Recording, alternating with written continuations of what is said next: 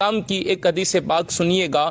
محبوب مکرم علیہ السلام فرماتے ہیں کہ جس نے اخلاق کے اس پہلو کو گرا دیا، جس کی زبان جو ہے اس سے جھوٹ نکلنے لگا، زبان جو ہے وہ سلامت نہ رہی، تو محبوب مکرم علیہ السلام فرماتے ہیں جس نے ایک جھوٹ بولا، اس کے فرمایا اس شخص سے رب ذوالجلال کی رحمت کے فرشتے ایک میل تک دور چلے جاتے ہیں۔ میں اس حدیث پاک پہ بات کو وائنڈ اپ کرنا چاہتا ہوں۔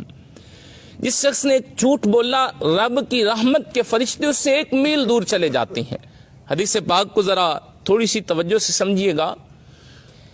ایک طرف ہے کہ ماہ رمضان المبارک کا یہ ماہ مقدس ہے، سارا دن بھوک اور پیاس کے عالم میں رہ کر انسان افطاری کے وقت کیا مانگتا ہے کہ مولا ہم نے تیری رضا کی خاطر روزہ رکھا، ہمیں اپنی رحمتیں عطا کر دے۔ نماز پڑھ انسان رب کے حضور ہاتھ اٹھا کے دامن پھیلا کے یہی سوال کر رہا ہوتا ہے کہ اللہ اپنی رحمتیں عطا کر۔ یہ تو ہمارا ایک طرف ہے اور دوسری طرف ہمارا عمل دیکھیں۔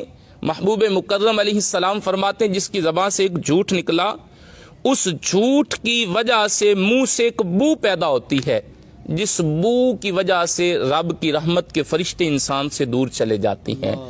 دعاؤں میں ہم رحمتوں کا سوال کرتے ہیں اور اعمال میں رحمتیں تو کیا، رحمتیں لانے والے فرشتوں کو ہم اپنے آپ سے دور بھگا رہے ہوتے ہیں۔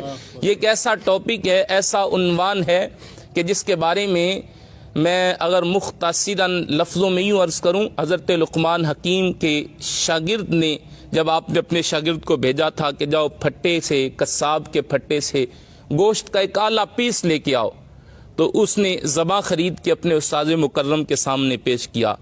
پھر ایک دن انہوں نے چند دنوں کے بعد کہا کہ اب تو وہ حصہ لانا جو تمہیں گندا ترین نظر آئے جانور کے اعضاء سے۔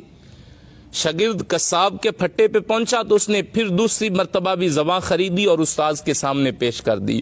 استاذ مکرم نے فرمایا بیٹا چند دن قبل میں نے کہا تھا اچھا حصہ گوشت کا لاؤ تو ذبح لائے، آج میں نے کہا گندا لاؤ تو ذبح لائے۔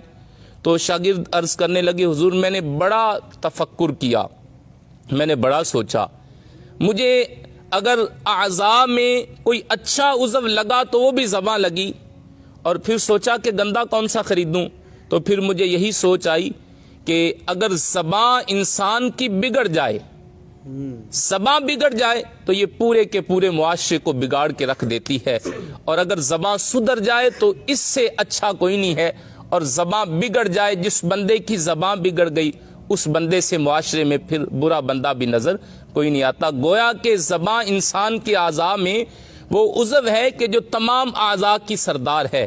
زبان درست ہے تو معاشرے میں اس کی عزت کی جاتی ہے، اور اگر زبان انسان کی بری ہو جائے، اخلاق گر جائے، زبان گندی ہو جائے، اس آدمی سے کوئی بات کرنے پہ بھی راضی نہیں ہوتا۔